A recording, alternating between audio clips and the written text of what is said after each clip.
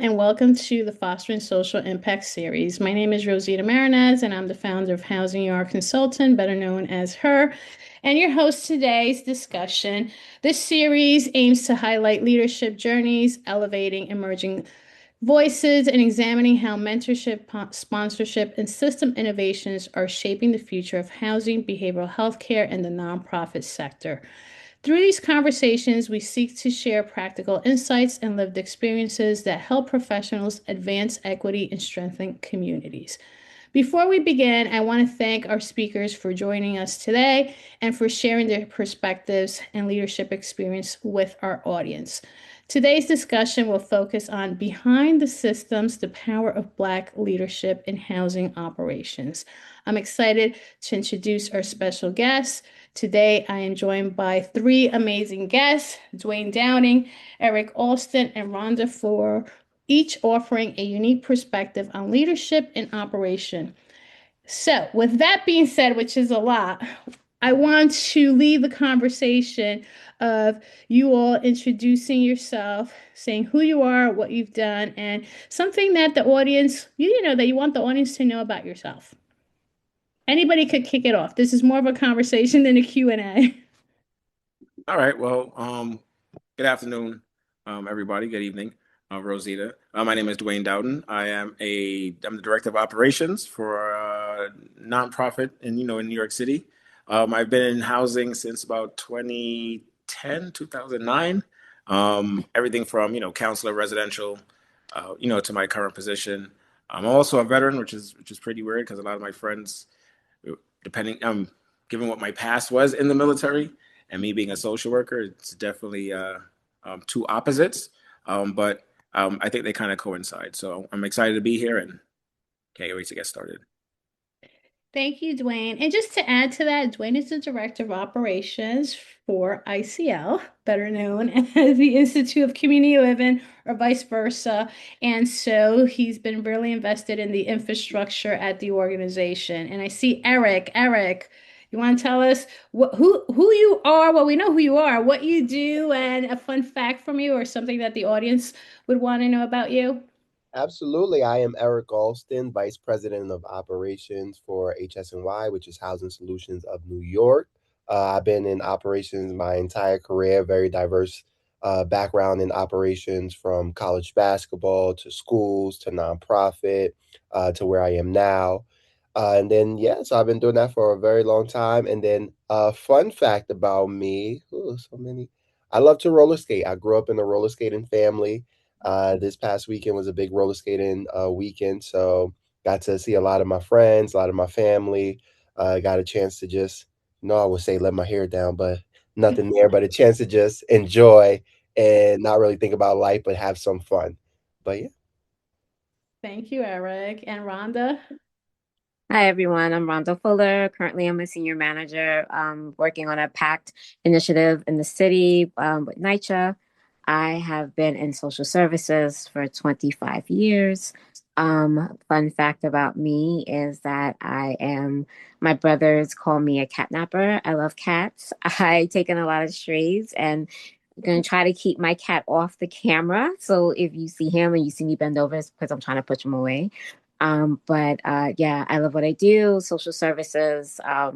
That's just where it's at, just trying to help people and try to help people to thrive and do the best that they can. So, yeah.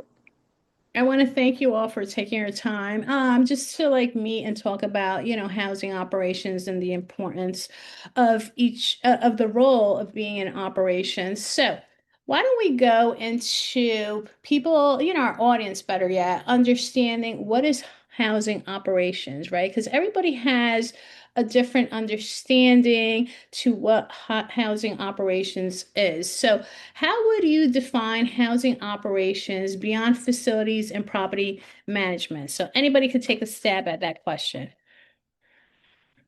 Um, I would sit there and say, uh, besides the facility and the property managing part, or the building part, it's interacting with the programs, trainings, it's maybe trainings and stuff that your agency or organization may not may not follow or may not sit there and do. It's working closely with we're working closely with tenants because even though I'm definitely operations, I'm also a social worker. So it's having that piece of it also is definitely crucial. I will sit there and say.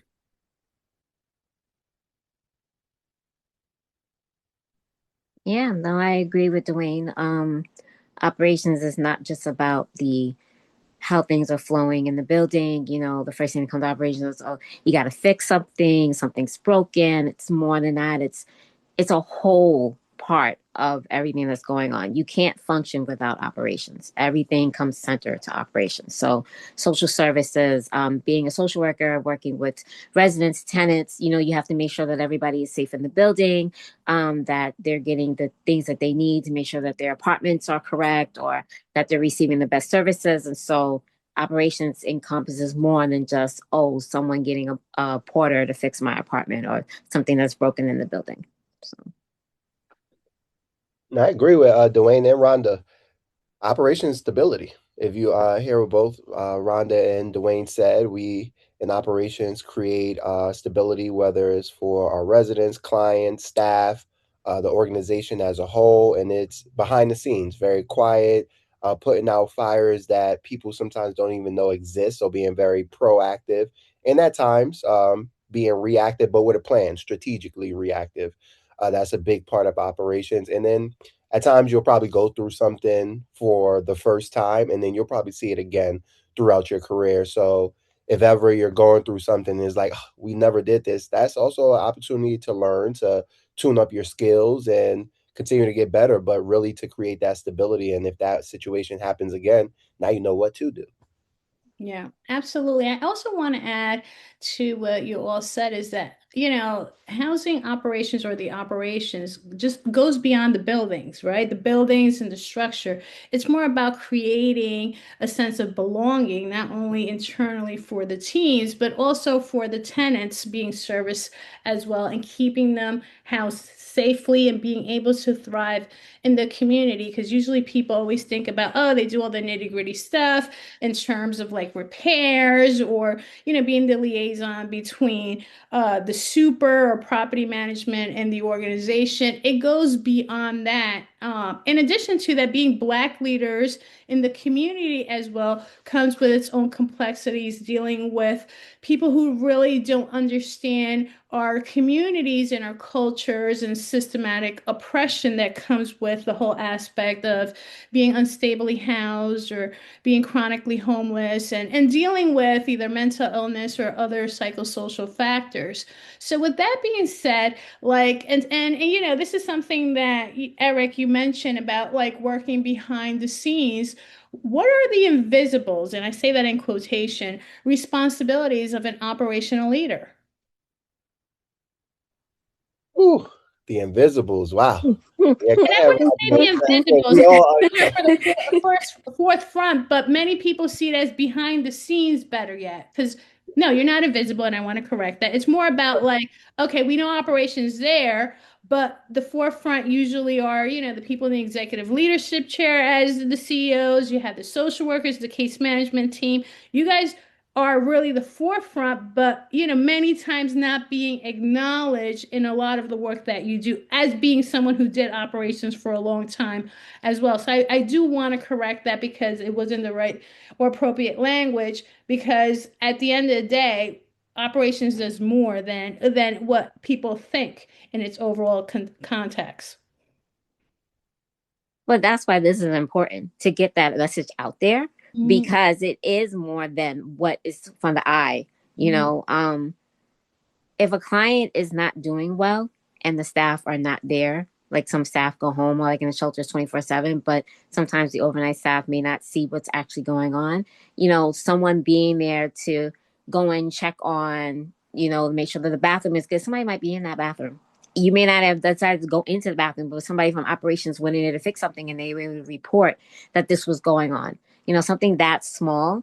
I know for me, when I worked in the shelter, I made sure social work and operations worked hand in hand because we needed to know what was going on. So it went from far from beyond people coming into the building, but just making sure that we had enough resources on site, making sure that that things were working, were operable, because without them, then we couldn't service, we couldn't serve food, we couldn't make sure that the showers were working, things like that.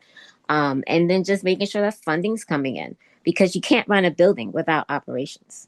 The people that are there are going to rely on those services. So it goes beyond what you see on a visual level. Yeah, I definitely agree with Rhonda. I'll add in the an invisible piece, or it could be it could be anything. So for instance, in I'm doing this training, right? So in this training, there are scenarios like, for instance, like lawsuits, right? That may come down from, from programs that, let's say programs, um, may have missed somebody, or programs, and the tenant is not getting along, and the tenant has a lawsuit, and the agency is trying to sit there and build that connection. That is something that operations can sit there and deal with. Let's say landlord program issues, right? Something operations can sit there and land in, and those are the things.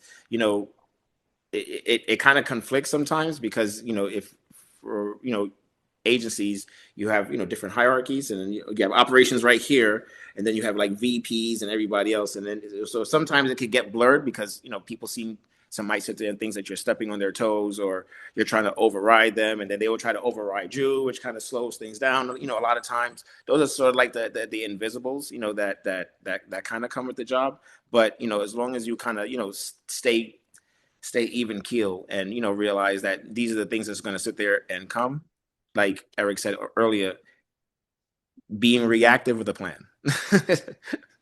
That's one of the best invisibles, being reactive with a plan.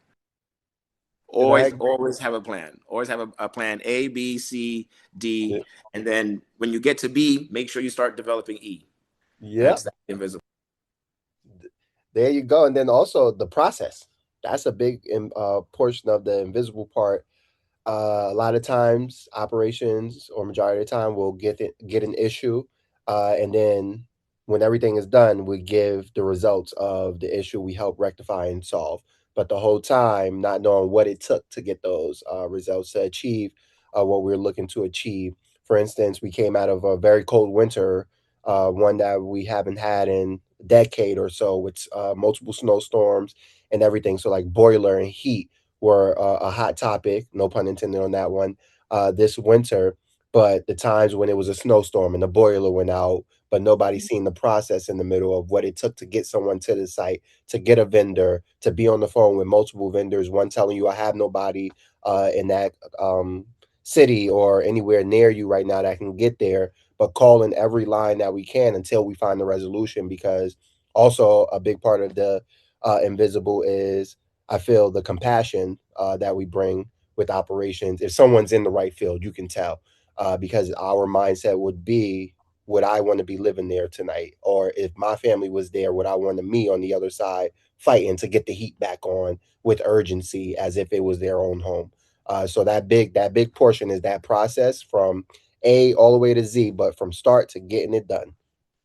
Yeah, absolutely. And it also depends on the organization and the structure, but also the focus of practice. So, for Eric, HSNY, 35 shelters, all 5 boroughs, you have DHS funding, the regulations are different from, Duane's scatter site regulations different. Rhonda, your experience in NYCHA and everything else, different regulations. So you can't fit one size does not fit all. It depends on the regulations, the funding, the type of setting, from shelter to scatter site to permanent to NYCHA to HPD. They all have their own regulations, and then we have to follow accordingly to those regulations, because that's how you get funded, right? And so that leads to the next question, which is very important, about equity. Equity inside the systems, right? And so I really strong strongly believe that, when it comes to the whole housing aspect in the world of, the unhoused, unfortunately, us people of color have been in systems where it doesn't favor us. The systems do not favor us to have affordable housing, dignified housing, and for many reasons, right? Find a lot of people of color in our communities in and out of the shelter. So equity has been a focus of my practice, not only in housing, just in overall as a social worker, is that how do systematic inequities, right, show up in the housing infrastructure? Because right now we have a housing crisis nationwide, but now, in New York City, in terms of a new administration and really doing right by the people. But how can we do that when still there's a lot of gaps in the infrastructure? And I know it's a fully loaded question. And I always hear lastly on, different governments, oh, we're going to end homelessness by 2020. There was a campaign years ago. Well, we're 2026 and the issue had just gotten worse. So, what are your thought process in terms of that area or feedback? Yeah. Ah, Oh, go ahead, Duane. oh, thank you, Rhonda. No, actually, no. Ladies first. Go ahead, please, Rhonda, please, because I'm going to formulate my thoughts a little bit better. Go ahead. No, I was gonna say that it's I hate to sound like this, but it's done on purpose. You know, okay, that's first and foremost. Like, think about when they do these housing lotteries Right. and the rents and what you need to be making and how people can afford it. Or you win the lottery and some people don't have first month security, or it's a voucher program and the voucher program only lasts for 5 years, but there's nothing done to sustain it after 5 years. Or for the fact that they win a housing lottery and you got separate entrances for people. Like, why can't I go through the front? Why do I have to go through the back? Because you automatically assume I'm going to destroy my apartment. But someone that could be working full time, they too can destroy their apartment. So there's automatically assumptions placed on this. So you already start at the bottom with inequities. So it's just set up that way. And it's our job to try to find a middle ground to allow for people to thrive and be able to get what they can out of the system, and not feel like they're not going to be supported, because you need that support. You can't just put somebody in housing and go, okay, you're good on your own now. It just doesn't work that way. And then the system revolves and then they come back to shelter or they lose their apartment and things like that. So, yep. Agreed. I would also sit there and say it's a very double-edged sword, Yeah. right? Because the claim of affordable housing, yes, it's being used as the guise for homeless people, and I sit there and say, unhoused people.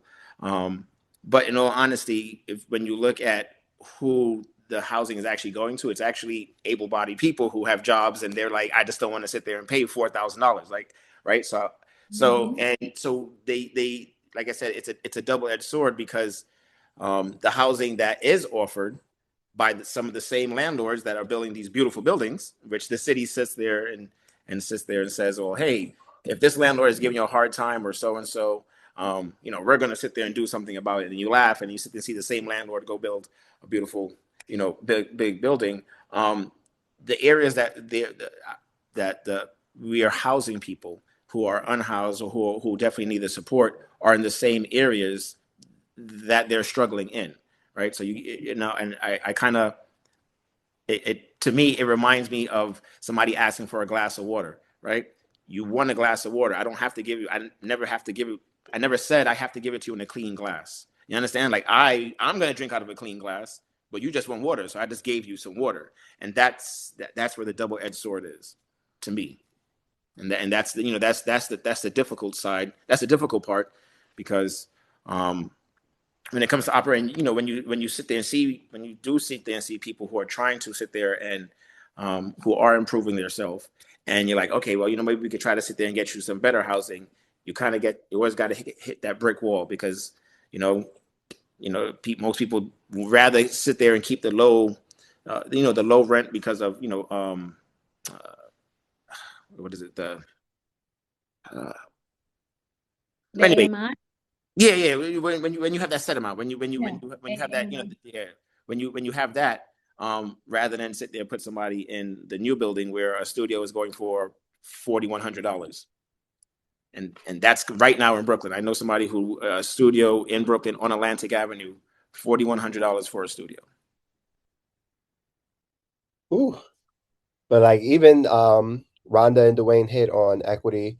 When you talk about operations and equity, is really creating systems that are fair. Yeah. Not just who you know or who can speak up the loudest, who can get their complaints published to the best website or newspaper, and then they get what they need. It's treating whoever walks through our doors, whoever we're serving, is going to get the best service. Our systems are created around fairness, not your skin tone or complexion or where you were born, where you were raised, how you got here, if you were born here or not. But really, okay, you're under our care. You're going to get the same treatment as whoever it may be, the top client. Everyone is the top client in our eyes. Mhm. And that drills home because with my own story, my mother and I grew up. When I grew up a little bit, when I was younger, we're in the shelter. And honestly speaking, I don't have anything bad to say. We lived in a really good shelter. I was a young kid, not understanding, but as I'm older, I can still remember how the room was, a bunk bed, a bathroom. It was a studio, but it was very clean, to the point I didn't know I was in a shelter until I got older and my mother explained it to me. So when creating systems for my current location where I work and with my team and redoing any policies and procedures we're doing, it's really okay. If younger me was walking through the door, my mother again, would this make sense? Is this fair? Is this going to get us back on our feet so that we can then graduate and then get our own place and have housing stability where it goes into that equity and not having to pay 4,100 for a studio, but somewhere where we can sustain and not have to come back to the care of everyone on this call and many other agencies. But what are we doing so people can sustain the lifestyle we're trying to help them get to and get back on their feet, or for the first time, have solid foundation and get their footing right? Yeah. And And thank you for sharing. Oh, go ahead, I was gonna Rhonda. say, and that also leads back to leadership. Like you Yeah. have to make sure that you have leaders like Eric, like Dwayne, like you, Rosie, that and myself, that you want to make sure that you're hiring staff that are gonna want to make sure that they're providing that space for people to grow, so they don't feel like they're sitting in a shelter, that they're made to feel less than. So Yeah. there's just so many things that operations does to make sure that there's a fair level playing field. But you got to make sure that you're hiring people that can live, make sure that's fulfilled, as Yeah. Eric was saying. Yep. Absolutely. And Eric, thank you for sharing your story. And like you said, it's like you need to provide a dignified place for someone that's going through something. You don't know what the person next to you is going through, and you need to be kind and compassionate. And like you said, Rhonda, hiring people who not just because I need a job and then it's just a job and treat people less than, no, that are really invested and caring for another human being and be able to provide them with that support in a dignified place to stay, whether it's a shelter, residential to supportive housing. Everybody deserves and needs a safe home, and especially in shelters where different providers provide different levels of care and quality of care in terms of the shelter system, is that no matter who the provider is, the standard should be that each shelter and each space is clean, is dignified, is trauma informed, where, it doesn't trigger, past trauma, and that, the staff are sensitive in terms of, the individuals that come to the shelter or housing. Because at the end of the day, this is just a human right, right? The whole thing of Maslow's hierarchy of just our lives. It's what? Food, shelter, and clothing and medical care, right? It's not like I need an iPhone. It's not like I need a computer. It's shelter, food, and clothing and medical care. Once we have those needs, then everything else really is a luxury. With that being said, like you said, Duane, affordable housing, 4,100 for a studio in Brooklyn just blows my mind. That's a mortgage. And in some states and others, it's just like, half of your mortgage. But with that being said, with affordable housing and meeting the criteria of the AMI, for those who don't know what the AMI is, it's the annual medium income for that particular cluster or sector where that building, those beautiful buildings that you see in Housing Connect, that's how they do a root analysis. And before I go into the next question, I was doing some research because I did a podcast with Shams recently about affordable housing, and I was taken back about the income criteria. You're talking about 110 and above. 110 and above for New York City for a lot of these nice luxury buildings in Harlem and Bedford-Stuy. So who are we catering to in terms of affordable housing, right? It's not someone on a disability check of $30,000 or a case manager of 40 or 50. You're catering to, quote unquote, middle class, and it's 150 for one person, not a family, for one single dose. So with that being said, it's really like, who are we catering to the affordable housing? And again, it goes back to the whole system that, is structured to really, unfortunately, kind of screen people that look like us. And like you said, Rhonda, continue that whole systematic aspect. With that being said, because you're all in leadership roles and represent not only your communities and who you are and your educational backgrounds, I want to know in terms of your role in operations. There's always an emergency, as we know. There's, whether it's heat, whether it's a leak, what is the particular role, for those who don't know what operations do, in terms of emergency response and what that entails? Oh, wow. Depending on the emergency, like Eric said, um, you definitely have to have a plan. So for myself, because I'm the director of operations for supportive housing at my agency, I kind of mimic everything that facilities has, plus keep some clinical stuff on the side, and I have like a really awesome to go bag. It's really kind of cute. It's like a drill with like some widgets inside to sit there and keep people all calm at the exact same time as I'm trying I to. thought I was the only one that had that. No. Widgets and and some stuff like that. But honestly, that's kind of the role. The role is literally you have to kind of go. You have to be very fluid. You cannot be rigid, and you have to be very open. And you're always sitting there thinking 2 steps ahead. So even though today is Monday, I'm already sitting there thinking about Wednesday and Thursday. And then Tuesday's gonna come, and I'm gonna think about Thursday and Friday. It's you always have to sit there and stay 1 step ahead because of your role. Like I said, I support not only the supportive housing, but the treatment apartment programs throughout the 5 boroughs. So at any given time, I can get a phone call like sitting there and say, "Hey, we have an emergency in Staten Island, right?" And I have to go out to Staten Island, or we have an emergency in Bronx, or so you have to be very rigid and not rigid. You have to be very fluid. And I just want to make one correction. When I sat there and said able-bodied people, because there are able-bodied people in the shelters as well, I meant people that's not unhoused. That's what I meant in the last segment. So I just wanted to sit there and correct that because I rethought that in my head. So I just wanted to correct. Thank you. And just to add, we're talking about over 2,700 units in all 5 boroughs of scatter site. So it's not in one borough or one building. That's a lot of traveling and coordination with landlords, with program, with facilities, with the whole entire team, and leasing to be able to get a repair done. And so you really have to, be flexible in the area that Duane, in his area of scatter site, which is difficult. And as you know, Eric, HSNY also has scatter site in that aspect. So wanted to add that piece as well. Yeah. And it's not a one-man team. this is not just one person. Duane is talking about making sure that he has all these backup plans, but he has people under him that he has to rely on. So for me, especially when I was in the shelter, and then with being a senior manager, I only have one direct report. So, it's us working together to make sure that we're on the same page with property management, that we're on the same page with facilities, because everyone has to do their role. Because then if you don't, then it's one link in the chain, make sure everything falls apart. So it's not just about that one person overseeing it, but you have a team for a reason, and making sure that your team are following the same protocol as you. You're only as good as your team.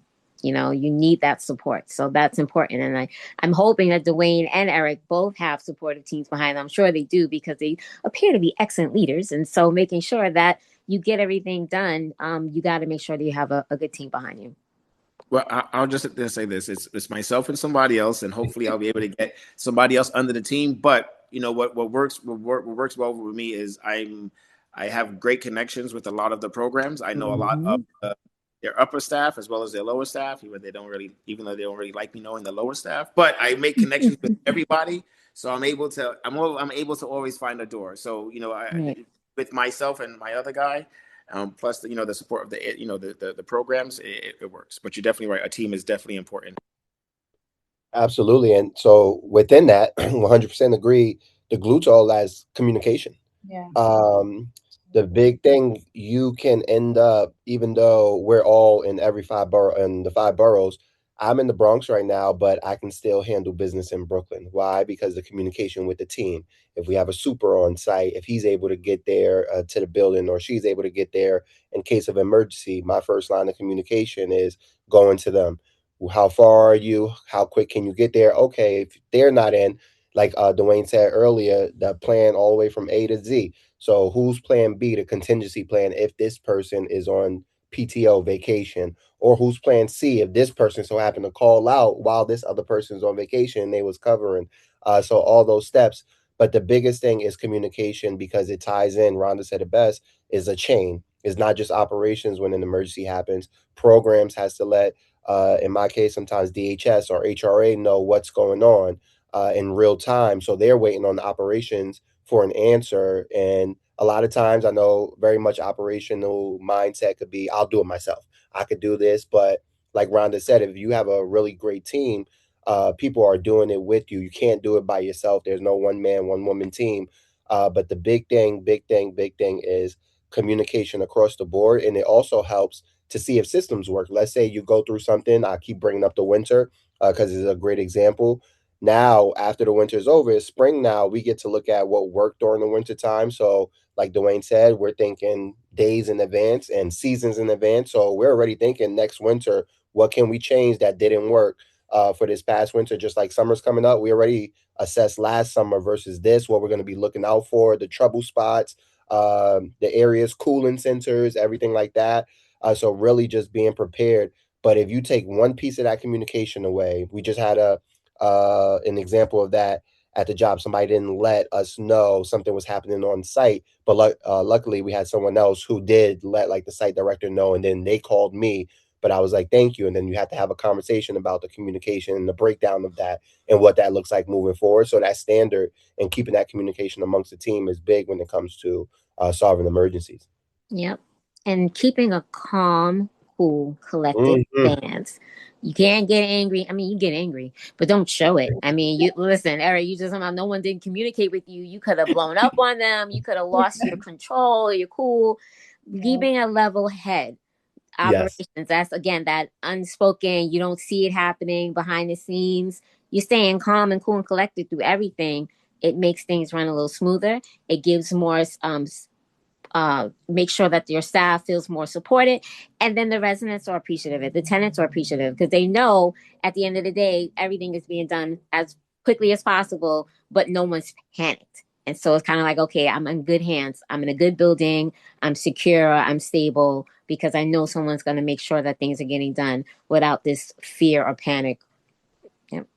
Yeah, well, it's good. I'm hearing, communication, working in teams, not panicking. And so that leads to my question on how do you mentor other Black professionals into operational pathways? Because this is very important in terms of Black leadership at a higher level, senior level in housing.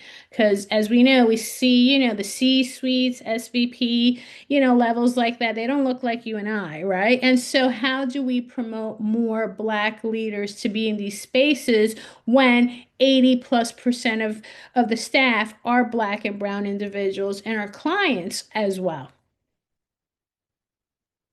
Um, a a number one thing, honestly, networking. What stifles, and I can sit there and tell you this, you know, like I said, it started in 2009 as a counselor in certain settings. Certain staff members are trained to only listen to one voice, right? Like, do not ask questions. Don't worry about that. Don't call the main office. Don't worry about that. Just everything goes through me. And for a while, it builds like it builds like a wall to the point where staff sits there and thinks like, all right, everything is cool, not realizing that maybe their leader may not have the best interest in heart, right? Because if I have a good worker, I may not want to sit there and lose that worker, right? So for my benefit, I will sit there and stifle stifle somebody's growth. One thing I learned when I was in the military was I remember I had a sergeant and he sat there and told me, he said, Dowden, network, right? It's best to sit there and know more people than it is to sit there and know less people, right? It's good to sit there and know a little bit about everything so that way you can always have a conversation with anybody at any given time, right? And so that's the kind of motto I live by. And even, throughout my steps, I've always done my best to sit there and, try to sit there and provide people with information that I may come across. And, I still do it now, Rosita, even though you're still going, and like I'll see positions and stuff come up, and I'll definitely, hand it out, or, trainings and stuff like that to get people involved, right? I was able to sit there and start a trend at ICL by seeing a email from the network, because I used to have my staff do a lot of outside trainings with the network, because, the more information that they have, the better they are prepared to sit there and do what they have to do in the field. And lo and behold, here comes Relish. And then there was a clinical specialist who was like, I sent it to him. I was like, hey, I think we should sit there and do this. And then spoke to the VP. And then lo and behold, we had the blessing of Rosita, who just happened to sit there and be in the first Relish. So the agency was able to sit there and get involved. And so far, I think we've had about 4 people graduate, if I'm not mistaken.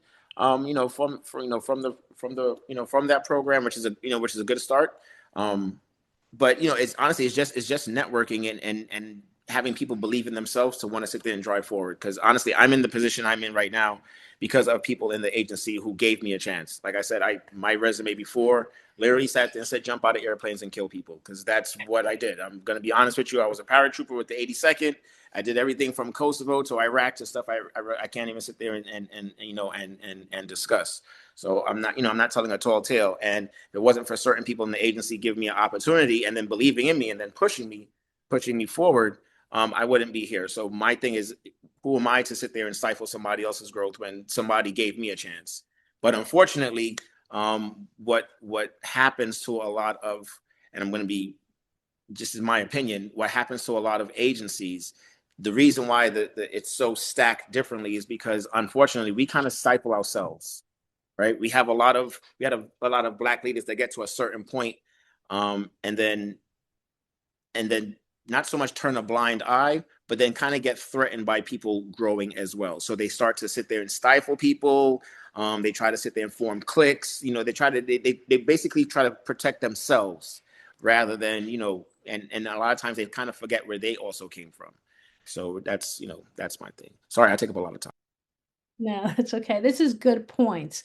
It's good points. And want to acknowledge the relish, which, I've been a mentor from cohort 1, like, Rhonda was part of it. And I did bring that to ICL, and we had 4 people graduate, and I'm still committed to that. HSNY now has been part of it the past 2 years and been as a board member supporting that as well. We need to continue supporting our Black and brown individuals for growth and development because, I know myself, I had to fight to be in the spaces that I am in, and I continue to support others because I know how hard it is. And so once you reach a certain level in your career, you don't do it by yourself. It's a whole community and support behind you. So you need, I feel, this is my philosophy, of bringing that community and tribe with me. So what you're mentioning, Duane, is very important. And Eric and Rhonda, like, what are your takes in terms of, continuing passing that baton and encouraging others? Because I know I'm not going to be doing this forever or here. And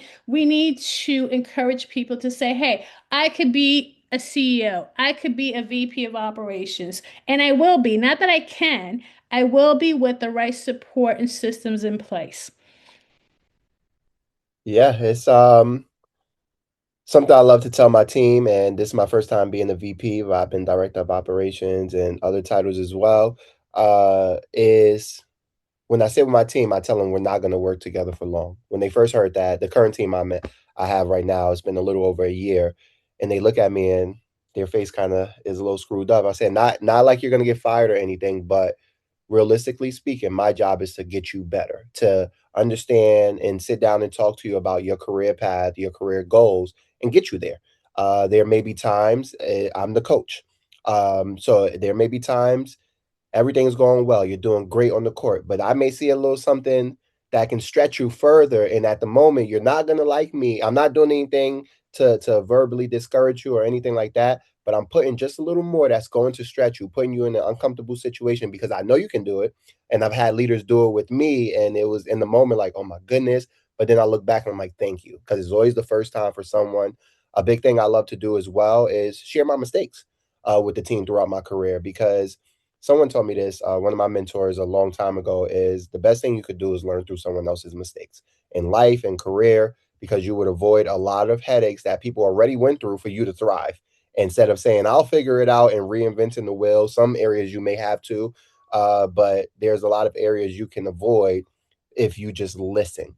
That was a big thing too with having mentors and people who've done this longer than me is I encourage my team, people who look at me and like, "Wow, you're a VP," and I'm like, I'm young, I'm a young VP, and sometimes I come home and I'm like, they're asking me, I'm the VP in a humble way, not in a boastful way.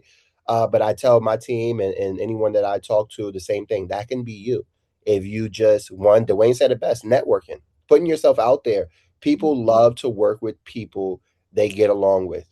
I'm willing to teach anyone anything, but are you a fit for the staff culture? Are you a fit for the clients we serve? Are you a fit for just the overall agency? Recently, I was blessed to hire someone. She's the right hand, the senior director of operations, and I got to handpick this person because I've been new to the company. But I told my CEO, I said, I am not afraid to say that I'm literally training up your next VP of operations because I'm that confident in her. She can do the job. And it's not the fact that I'm nervous or scared for my job.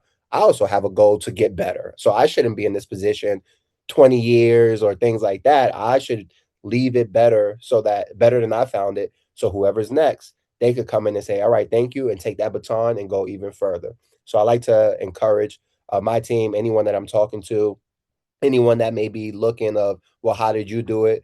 To let them know it's your process as well. Some people's process may be wow, you escalated so quickly in your career. Some may be, wow, you're kind of moving a little, and then one night it just blows up in a good way. But your process is your process and enjoy it because we all look back at some parts of our career and say, oh, the good old days.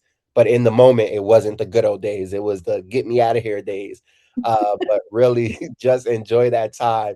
But yeah, that's the big part. And also looking how we are, we're black. Put it just like that. And it's okay being in the room to open doors for people that may look like us, people who may not have a necessarily be the first choice or the first option, but putting their names. I've had someone do that for me as well, speak my name in rooms that I'm not in. And now people are inviting me places because that person said, you know what, I know the perfect person for you or who needs to speak at this event for you. And I've been blessed with opportunities like that. So now it's just turning around, doing the same thing, holding the door open for other people to take this baton way further than I'm blessed to do right now. Yeah, I mean, both gentlemen hit the nail on the head. But just being a female, just knowing, I mean, Rosita, being African American, female, and I'm disabled, uh, making sure that they understand that imposter syndrome is real, and understanding that you do the best you can with what you have, and don't be afraid to ask questions, because if you don't ask questions, you won't get the answers. And I always tell my staff that, there's no such thing as a stupid question. The whole idea is to learn, to grow, to build. And I don't ever want to call myself a mentor, but when you're working under me, I am a mentor. You're going to learn from me the good, the bad, and the ugly.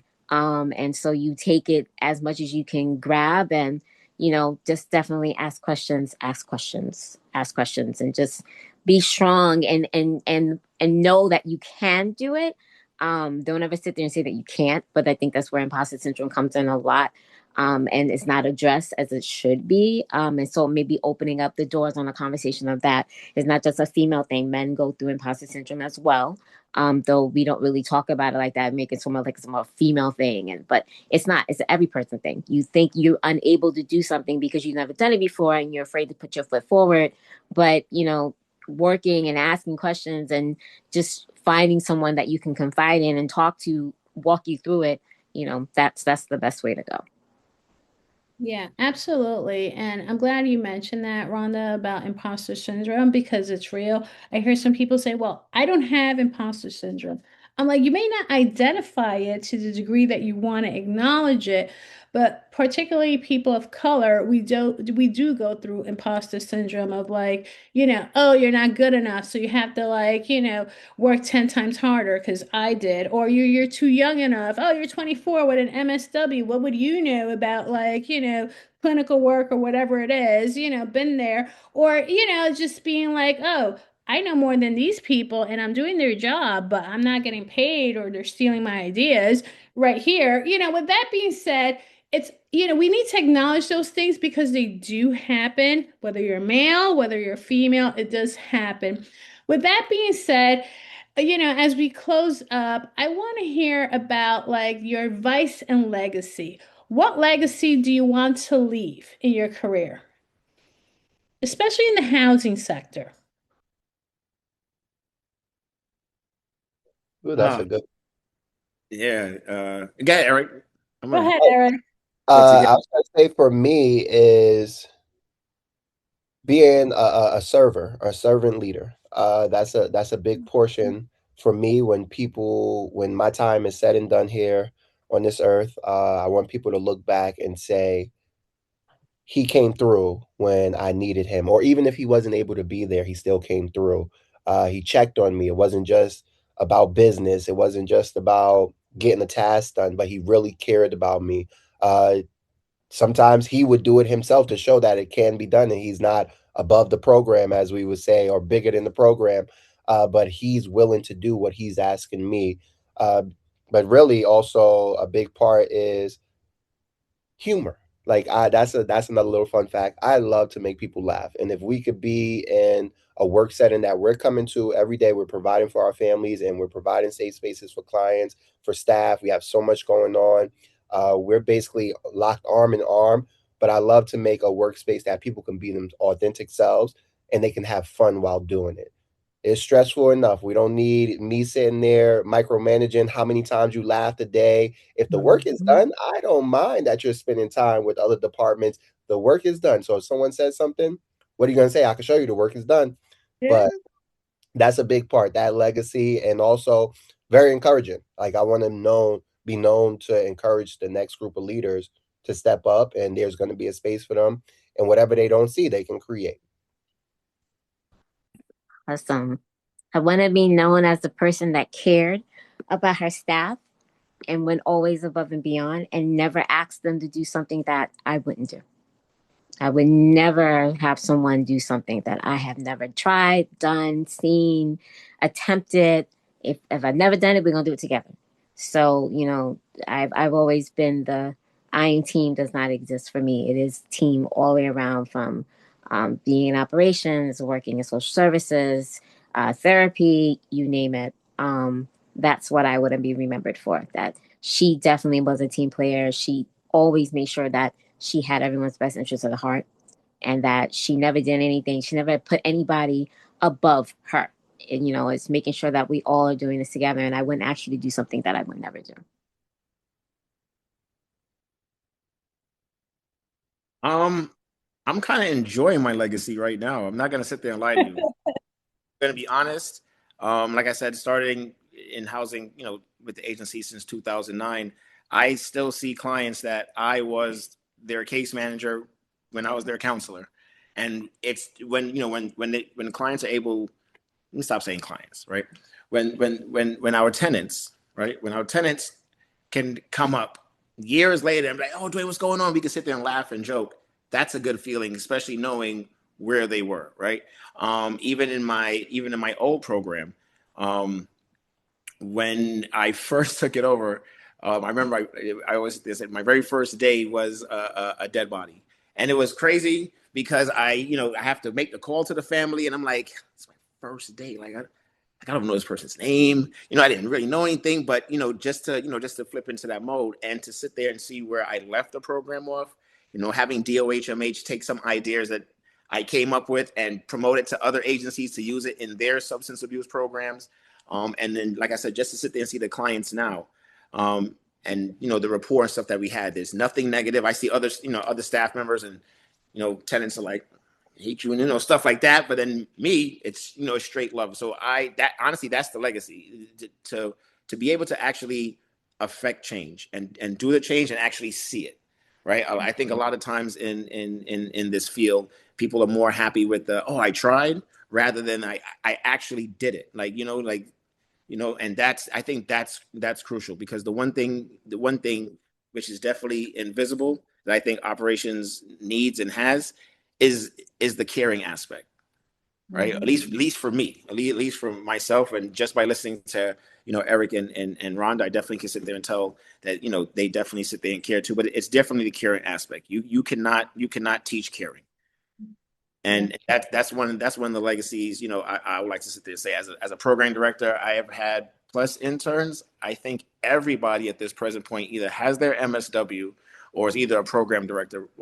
Sometime I remember last year when I went to Sagmore, there was a program director there, and I was so shocked to see him as a program director, because I remember his first day would have been his last day had I not stood up for him and spoken, and for him to sit there and tell his CEO and SVP, like, hey, this is the person that inspired me to got me where it was. It was definitely a touching feeling, because at least it knows that, at least for me, it tells me that what I'm doing and how I'm going about doing things is actually successful. So I'm kind of enjoying my legacy. I'm not gonna lie to Yeah, and thank you all for sharing. And, before we wrap up, is that we always think about what we leave of legacy. And like you said, Duane, it's like we're living our legacy while doing the work, right? Sponsoring, mentoring, coaching, supporting others, teaching, sharing resources, inviting people to social networks. We should live our legacy definitely when we're here, not when we have transition, because always the mentality is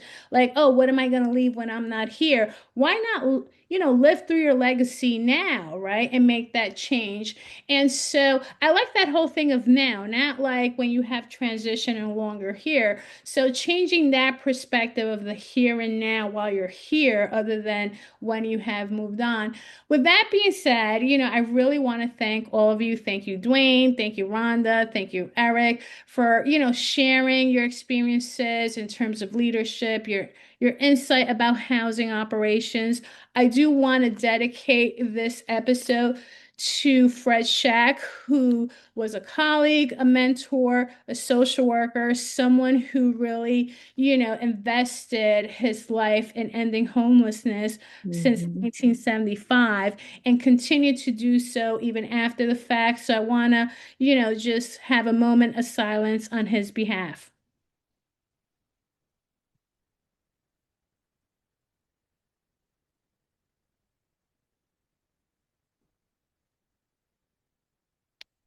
With that being said, thank you all. And this is a wonderful conversation. I could go on and on. I love housing, as everybody knows, especially operations. And this podcast really became an idea of a series. Fostering social impact is about creating change at the short, but really in terms of longevity. And it's about elevating voices of Black and Brown leaders and individuals, particularly in housing and behavioral health care, which is my area, and wanting to promote upcoming leaders, people who are in leadership right now and who are excelling and who are a voice for people like us in the communities who really care. So I look forward to the next episode. Thank you so much, all of you. It's great conversation. I'm always glad to be like part of this forum, which with all of you, whether it's individually and right now, all in one space. So thank you so much. Thank you, Rosie, for allowing us to have this forum. Like, thank you. Seriously. Thank you. Yeah, definitely, Rosie. Thank you so much.